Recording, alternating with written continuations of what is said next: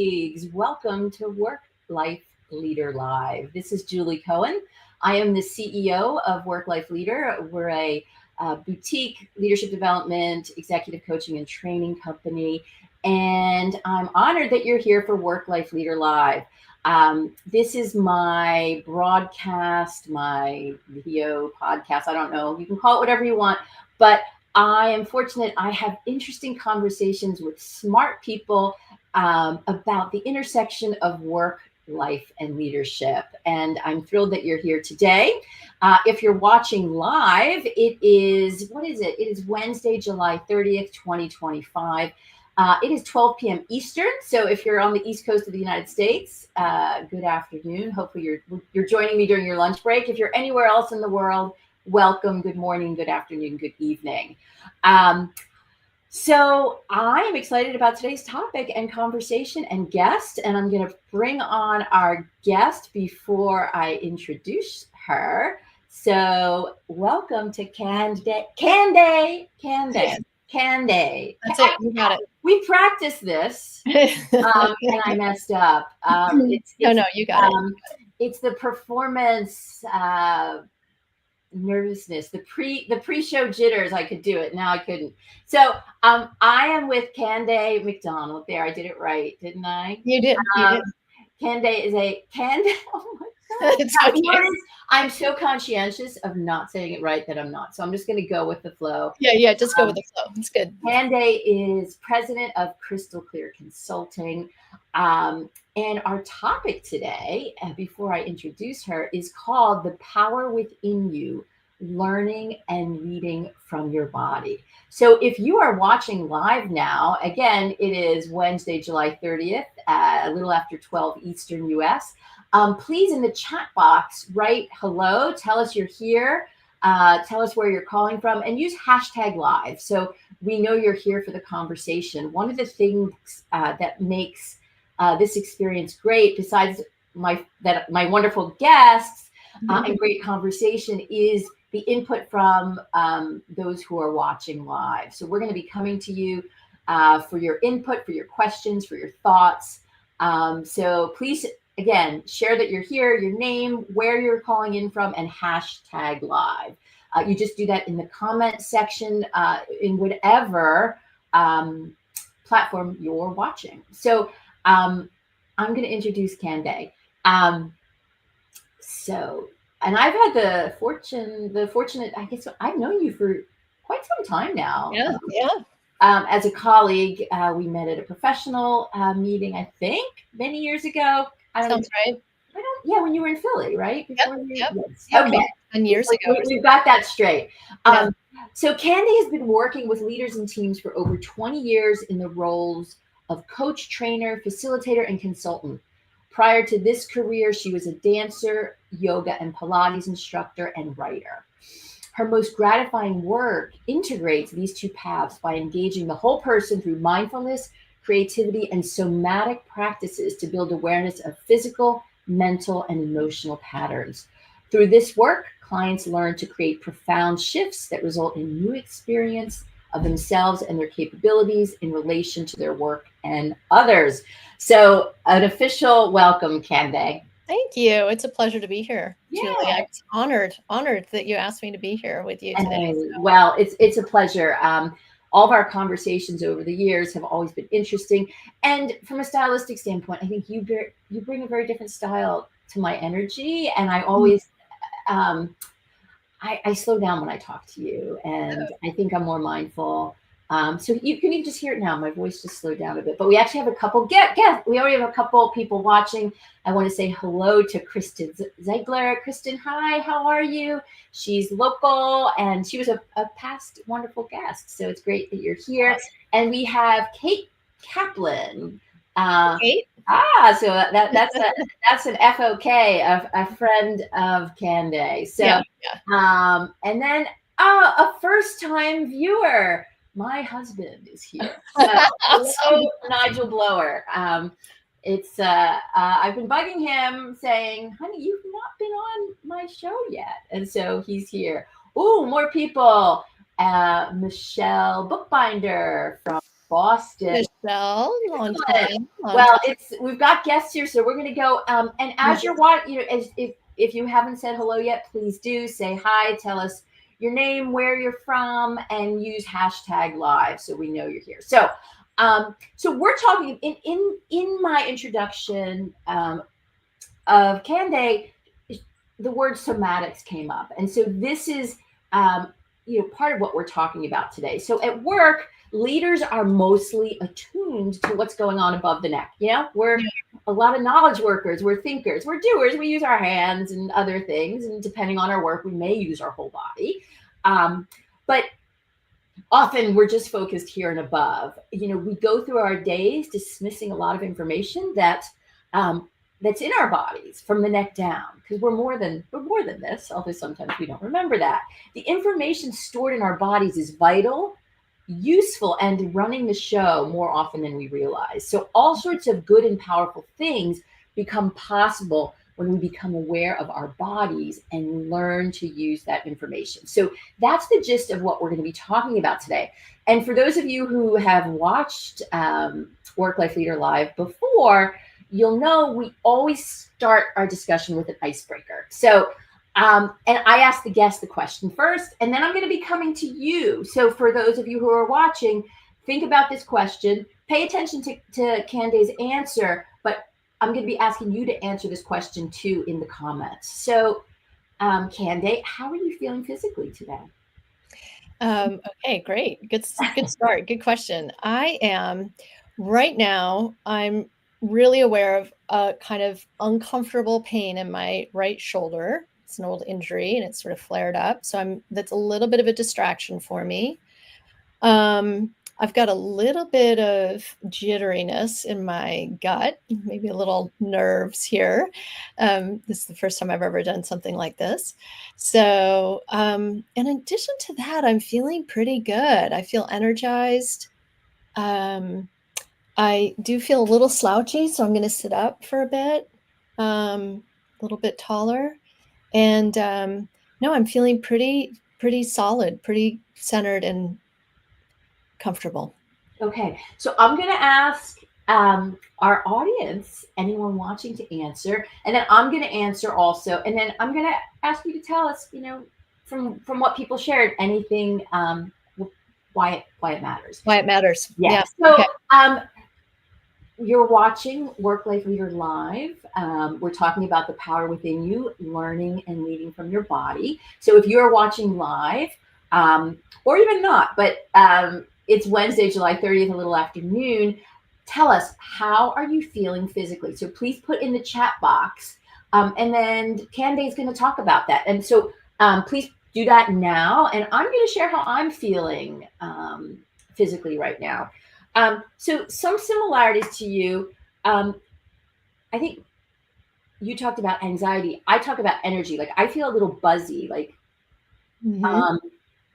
it's hard to describe what it is, but I definitely feel, like kind of not tingly, but just there's like a little energy running through me that's more than, if we weren't doing this, if I was in my office alone. As for those of you who can see, I broke my wrist couple of weeks ago, so I do feel this kind of impacts everything that I'm doing. So there's both pain and a heaviness on this side of my body, and I'm trying to think how else I feel. It's funny when you mentioned about posture. I'm a sloucher, and so when you said that, I definitely sat up and became more mindful of that. So I definitely energized, like tingly a little. I think like the top of my head just feels way more energized. So we're talking about our head, but there's an energy piece. All right. So let's see. Someone, we don't have your name. It hasn't come up on my screen. A LinkedIn user. So if you want to share your name so we can acknowledge you, that's great. But they said feeling a little wilted. So I'm curious. So I'll ask a follow-up to that. To that little wilted, we tell us more what that, like, if there's any more details with that. We just heard from Kristen. As you can see, she's feeling the heat of the summer and frustration of a nagging injury. Okay. And then we have, let's see, Lily Princeman. Hey, Lily. Hi, Lily. She's overall feeling great. Slight tingling in my wrist from carpal tunnel. Hey, Lily, I'm with you. All right, so if you have more, if you want to share our icebreaker, how you're feeling physically, please continue to do so. We'll come back to those. But Kande, so you've got a couple responses. Yeah. Yeah. Tell it, like, what do you think about these responses? Yeah. Anything strike you? Anything specific you want to pull out? And then we'll go deeper to, um, you know, yeah. So just Yeah. thoughts on these responses. Yeah. Yeah. I mean, I think it's all good. Like whatever anyone's coming in with, whatever they're aware of, it's all it is reality. It's your reality in this moment. The person who's feeling a little wilted. I mean, it's not lovely to feel wilted, I'm sure, but it's a great word to use. You know, you can just kind of imagine the sort of bleh, right, like a piece of lettuce. And I think what I would say about it is, you know, less about sort of pointing out anyone's individual input, but saying that it's the awareness of it that's really important and useful to us, because whatever we're feeling physically, physiologically, it's impacting what we kind of what energy we have to bring forward to do our work or engage with people. It's impacting how we're showing up for ourselves and for other people, whether we're aware of it or not. And I think probably what's out there in the world in a kind of more mainstream way, because I know workplaces where people say, well, we have to do 3 minutes of mindfulness at the beginning of every meeting, right? So that's become sort of more normalized, to be aware of your physiology. Am I hangry? Am I tired? Am I frustrated? Yeah. How might that be impacting me? So it's all of those things so that you can take care of yourself in a way that helps you reduce some of the stress that some of that biofeedback is signaling, so that you have access to the better parts of your, you know, self, your empathy, your problem solving. That's kind of on the Yeah. surface. So let's go deeper. Yeah, yeah, So um, let's I'm going to start big and we'll go specific. And just as a reminder, any questions you have as we discuss, if you hear something that you want to comment on or have a question, for Kande, just put it in the chat box. We have one more person who shared how they're feeling. Hi, Nancy Harris. She went feeling uncertain, and I'm sure that, again, there's physical things around that uncertainty that you know that we can go deeper. But so let's go, what can we learn from our body? So you kind of shared some of that. So let's start with that. And then, so just tell us things we can learn from our body. Yeah, yeah. So I think going, kind of a level deeper than tuning in enough to know, like, oh, I'm stressed and running my systems, my heart rate's going, I need to calm down, is what there's an author, Amanda Blake. She has a great book, Your Body is Your Brain. She calls them biobehavioral blind spots. So this is going a little deeper. This is the idea that in our normal behavioral, we all have kind of a typical normal behavioral range, right? How we kind of typically show up. And that behavioral range it's not just manifested in how we talk or show or act. It's actually living in us at a muscular patterning level and a neural level. And so there's a way in which those typical behaviors are baked into us, like physically. And they're kind of running us a lot of times more than we're running them. So how does that show up? Can I ask you? Like that's yeah.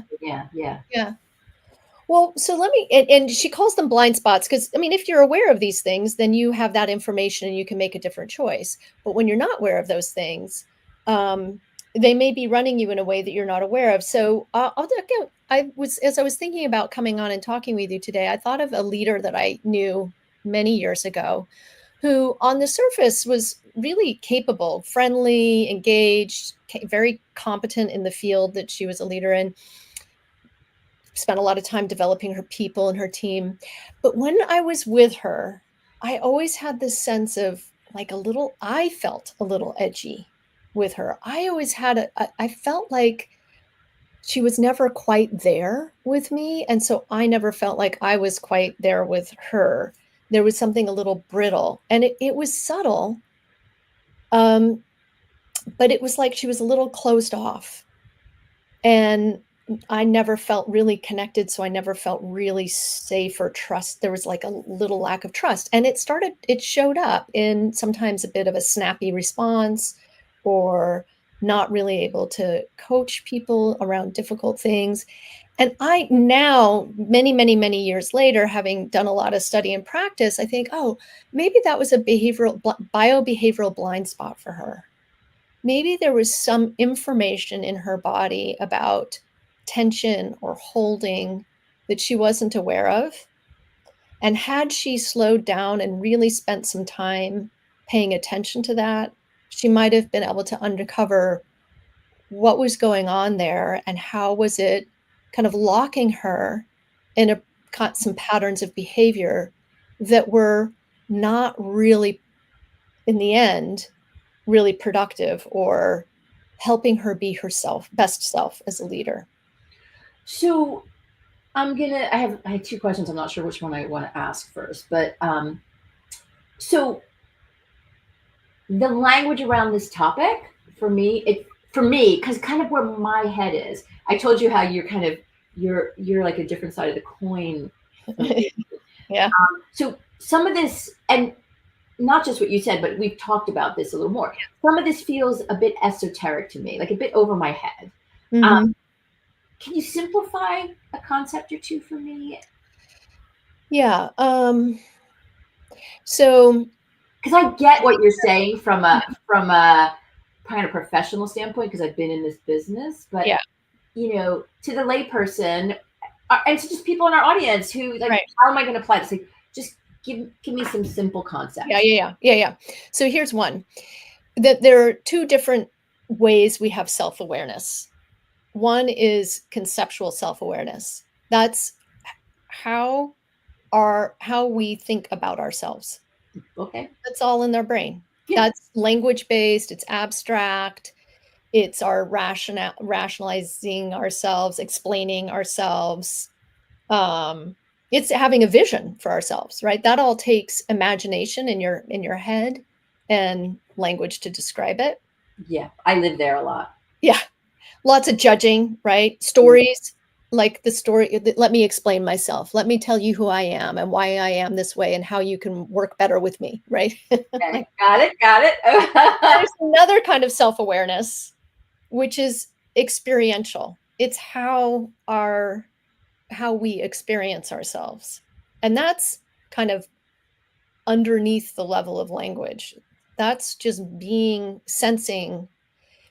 And there's different ways we sense ourselves. We sense ourselves kind of from the inside out. That's like, oh, I've got some tingling. I've got a pain in my stomach. I've got a lot of energy in my body, or just our five senses, right? Kind of more from the external. There's even knowing where our body is in space, and that's just felt experience. And you can only have that experience of yourself in this moment. I can't actually experience in this moment the stomach ache I had yesterday because that's in the past. I can think about it. I can have conceptual awareness of it, but I can't have this embodied awareness of anything but exactly how I'm feeling in the moment. Okay, so I get that. Two concepts. So I'm at work, I'm Yep. reading, I'm engaging, I'm interacting, even I'm not at work. Why does this matter?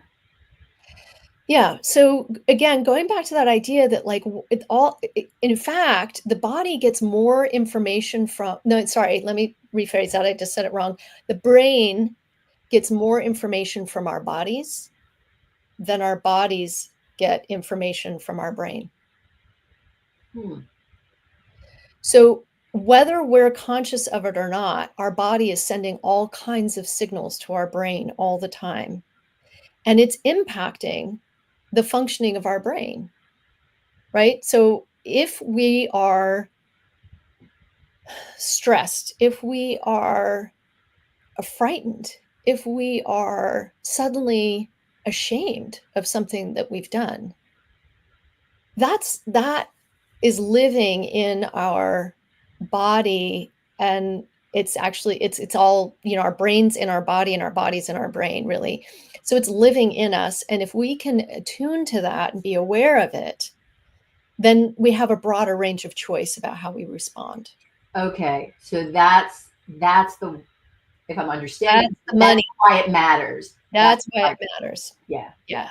So I'm going to pause to Mhm. see. This is, I mean, to me, this is deep, heavy, complex content here. So I want to pause and see, invite people to ask questions by posting in the comments. If you have experience kind of with this brain body Yeah. dichotomy, let's hear it. If you have Yeah. questions about it. So, like, when I'll just share my experience so far with what you're saying is, I am 99% up here. Mhm. And part of that, I think, is because I just, my default is operating fast. Uh-huh. Uh-huh.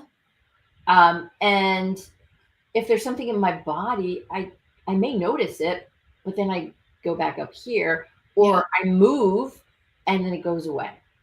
Yeah. Yeah. So what, for someone like that, what are your thoughts on that? Like, what does one do? Like, what am I missing? What am I missing by being in my head all the time? Or what is Yeah. someone Yeah. missing? Yeah, yeah. Well, I think when we're in our heads all the time, we're often, not always, but we're often, we're like recycling what we already know.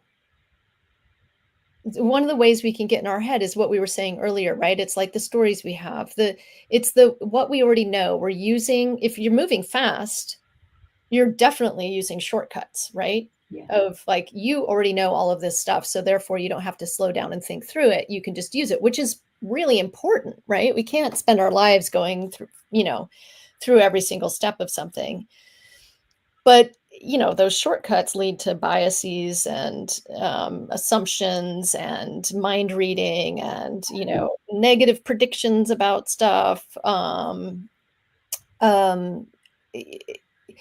Making choices based on belief systems that maybe we haven't really examined or questioned much, right? Yeah. And so by slowing down and paying attention to maybe a signal in your body that's trying to tell you something. Okay. So we have a comment and a Yeah, question. good, So let's good. go there. So Nancy Harris said, very fascinating. The impact and connection between our mind and body is so powerful. And then her question is, what are things that you do to help clients get in touch a bit more with this mind body connection? Here, I'll put it up so we can all see it. Yeah, Working with corporate folks, they like to stay in the mind brain. yeah, no, absolutely. So I'm going to say totally honestly, I have clients who really engage with this stuff, and I have clients who like run away from it, right? And so I will test the waters and see, and I might even push someone a bit in this direction if I feel like they really could be beneficial to them. But if they're not, if it's just too woo woo for them, or it just frankly makes them uncomfortable, I'll back off. So one of the things I'll do is just ask someone as they're telling me something.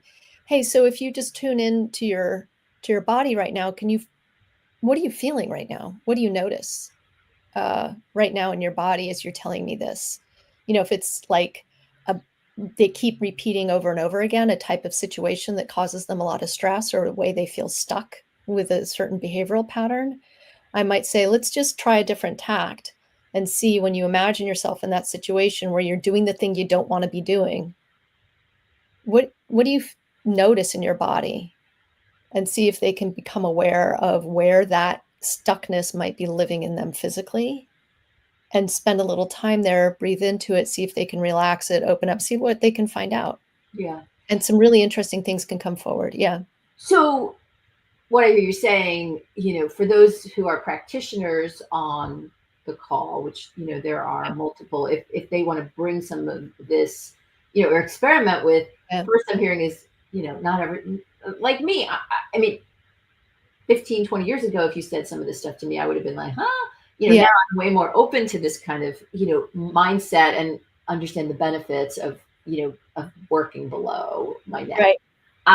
So there is a testing the waters to see if your client is open to this kind of approach, and Right. then it's really just inviting them.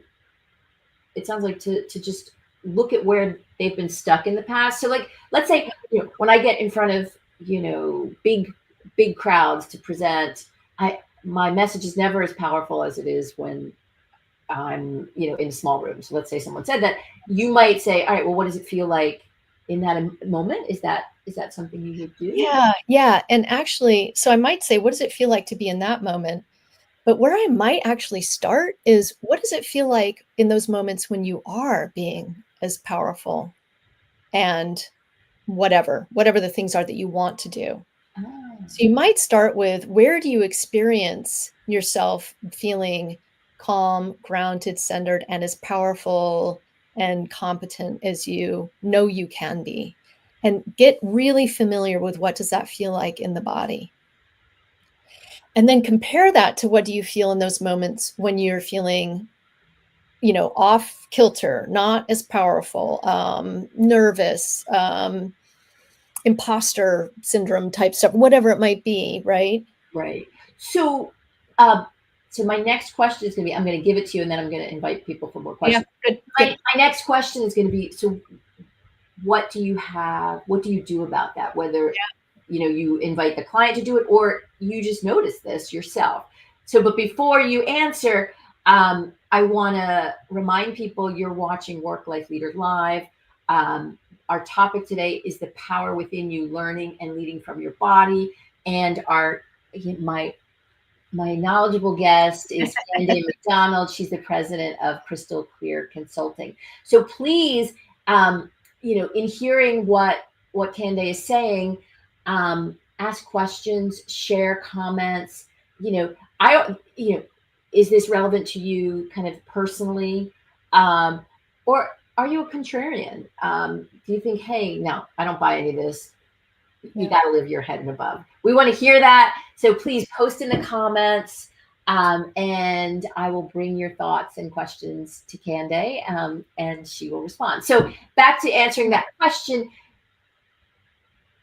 I make that discovery, a client makes that discovery, a person makes that discovery, that there is a disconnect between kind of when they're operating at their best and, when they're stuck and they notice something in their body. What's next? Yeah. So if I can, I'll take just like a little quick diversion Yep. to make a parallel sort of analogy. When I was training as a dancer, and as a yogi and teaching yoga, one of the ways that we learned was to first do a posture or a movement the way that it was coming naturally to us. And then, with feedback from the instructor, or if I was in the instructor role giving the feedback, then to show them or help the person place themselves in the proper alignment or position, or the place you really wanted them to be. And then you go back to what feels natural. And then you go back to what you're striving for, where your, the ideal position is. And you keep kind of moving back and forth. And it's the way you get to know the place that you're trying to be in, is by really knowing where you were first and feeling the compare and contrast between the two, and then getting kind of fluid with being able to move yourself from the position that initially came more naturally but wasn't really where you wanted to be, developing the capacity in you to create that shift from, oh no, now I know this place really well. This is the old pattern. I don't want to be here. I know now how to shift myself into the alignment, the position I want to be in. Wow. Okay. So I just had a big wow, like a big aha from this, because a lot, and again, I know there's some folks, some coaches and consultants on the watching. Yeah. I'd be curious to get some of their feedback as I share my big aha here. So so much of the leadership development work that I will teach and work with either individuals or training in clients is, we have our preferred way of Yeah. operating, leading, engaging, communicating, and then we have our, maybe if it's not serving us or getting us the results we want, we may adapt. Yes. A lot of my coaching work. So now I'm like, oh my goodness, maybe I've been doing it all wrong. Yeah. No. No, but Just is differently. is helping the client understand what that adapted behavior looks like and what tools and resources they need to work towards that. Now, of course, it's always situational. So we just want to build up other muscles so they can use it. But what I'm seeing that is really interesting to me is that dance. You're really highlighting the movement in between. I'm a yoga practitioner for many years, and that's how you build muscles, right? When you move into those in between poses, and you can see where what is strong, and where you flop on the mat, and then you decide, do I want to work on that, or am I comfortable with just flopping? Sometimes I'm just like, I'm going to flop, and I'm Right. not going to build that muscle. But what Right. I'm hearing is that real power of that.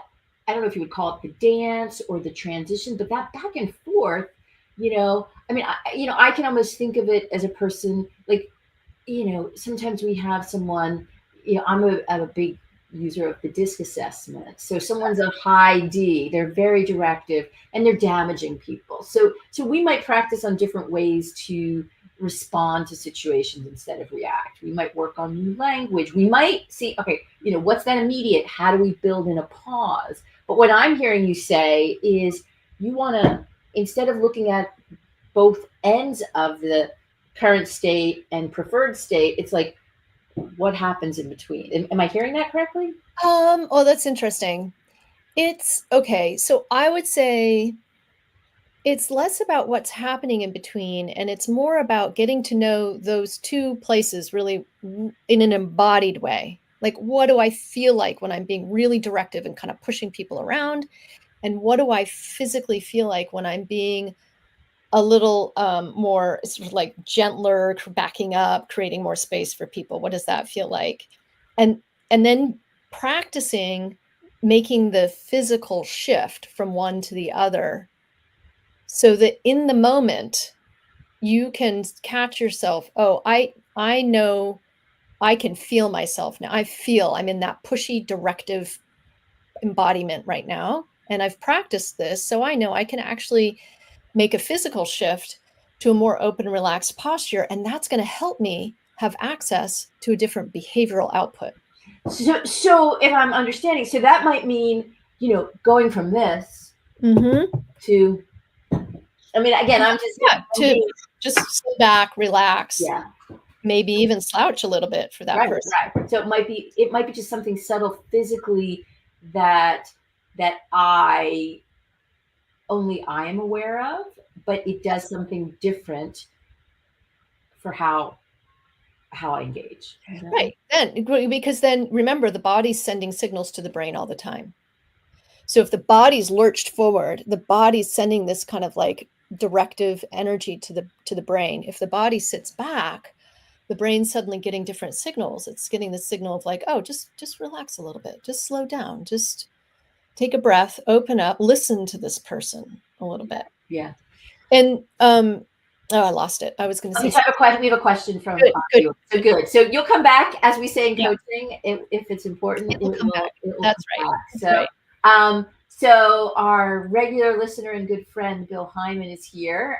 He said he joined a little late and apologized if we've already discussed, but we haven't. So he's curious to hear any success stories.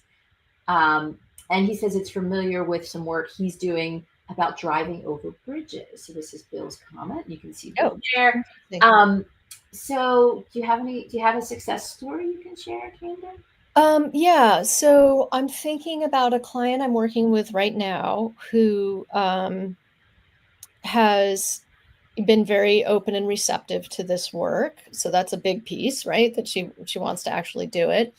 She, when we first started working, she had a couple of people in her unit who she would kind of describe it as when she was in the room with them, she felt like just sort of whipped around with them. I mean, she's the leader, right? But there was something about their energy that she felt they were kind of in control. They were kind of whipping her around. She was anxious and not knowing how to respond to them. So she found herself avoiding them more and more.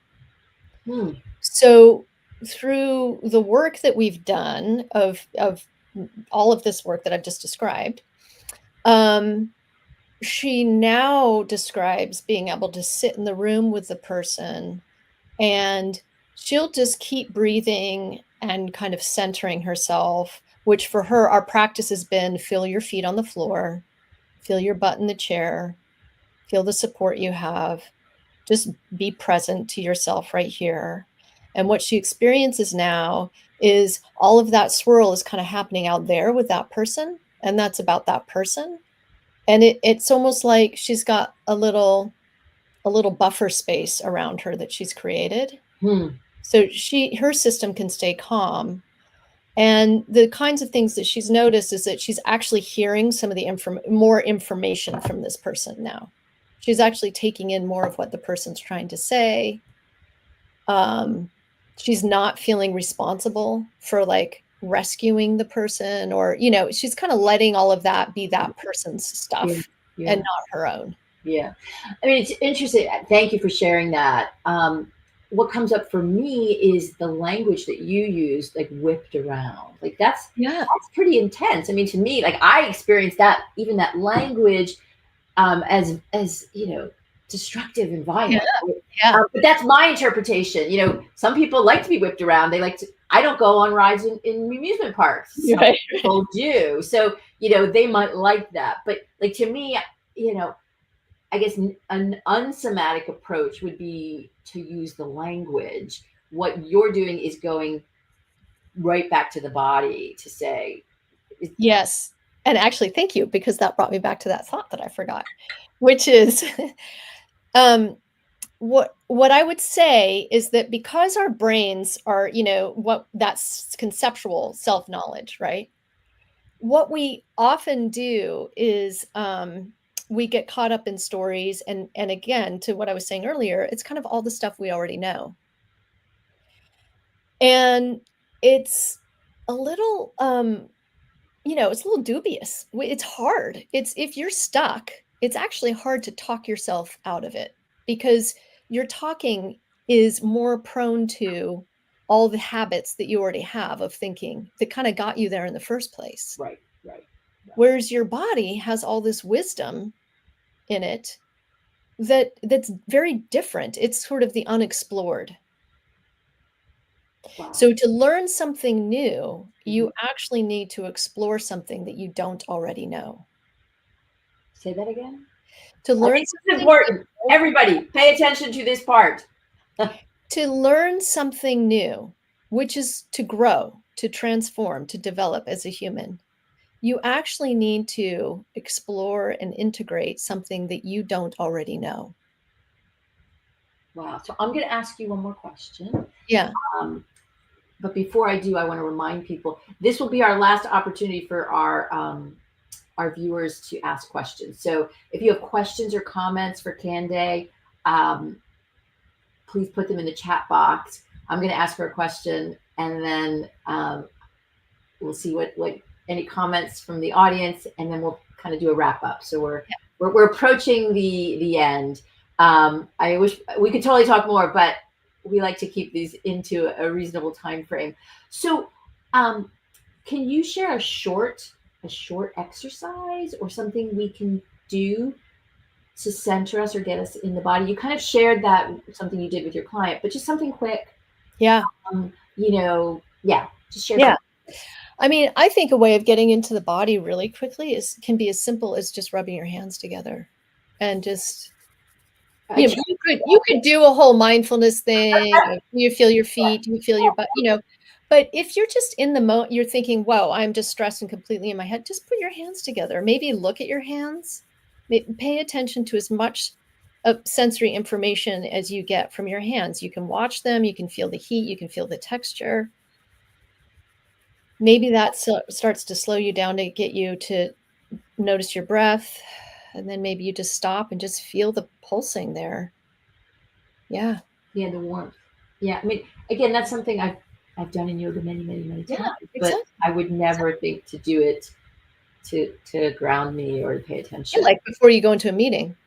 Yeah, yeah. I mean, it's funny because a lot of you talked about mindfulness, and so that is so Out on there. trend right now. Yeah, yeah, And so people know now. I think it's in a lot of people's physical vernacular, if that's a thing. right. The breath and breathing. Take a couple grounded breath. I mean, I teach Yeah, mindfulness for leaders and things like right. that. But this is different. This is yeah.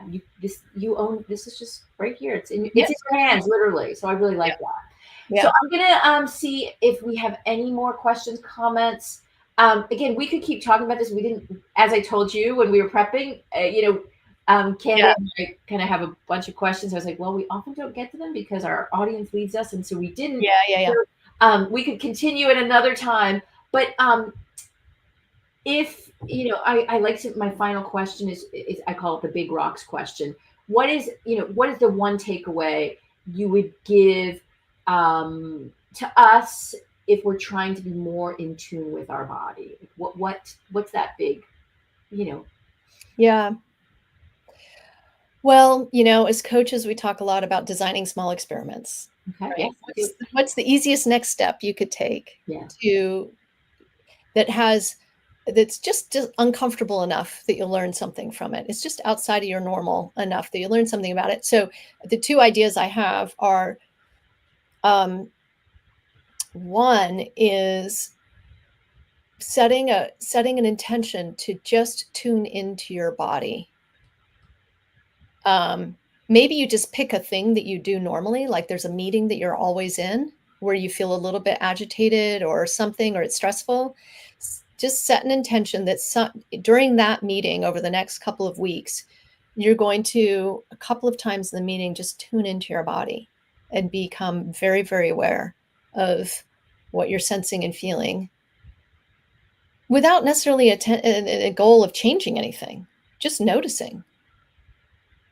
I know that just sounds like a so what, but I mean, that's a first step, okay. is just becoming aware. Yeah, yeah, yeah, I said I had two. The other is I always think that if you really want to use something like mindfulness, it's much easier. It's in my experience, you are more successful at embedding that into your day if you have a little set aside time outside of the busyness of your day to do 5 minutes or whatever it is of breathing and mindfulness or meditation, because then it's like you got the neural pathways are sort of, you know, seated, yeah, yeah, yeah.